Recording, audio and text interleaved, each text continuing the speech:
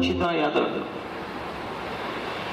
کوئی کتنا بھی مطالعہ کر لے، کتنا بھی چل لے، کتنا بھی اسٹڈی کر لے، لیکن مدرسے کے طالب علم کے برابر نہیں ہوگا اور عالم دین کے برابر کبھی نہیں ہوگا۔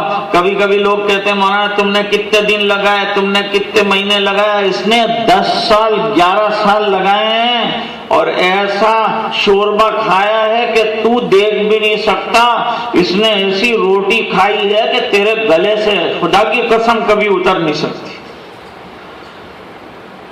اس کے دن کیا ڈھونڈتا ہے کہ دن کتنے لگائے؟ اس نے جو دن گزارے ہیں ماں باپ کے بغیر بچپن میں، اور جو مارے کھائی ہے اساتذہ کی، اور جو قربانیاں دی ہے، اس کے مقابلے کہاں ہو سکتے ہیں؟ اس وجہ سے فرمایا کہ ان العلماء ورثۃ الانبیاء، یہ علماء جنہوں نے اپنا خون جگر دے دیا ہے، یہ تو انبیاء کے ورثہ ہیں۔ انہوں نے زندگیاں دوسروں کی بنانے کے لیے اپنی زندگیاں ختم کر ڈالی۔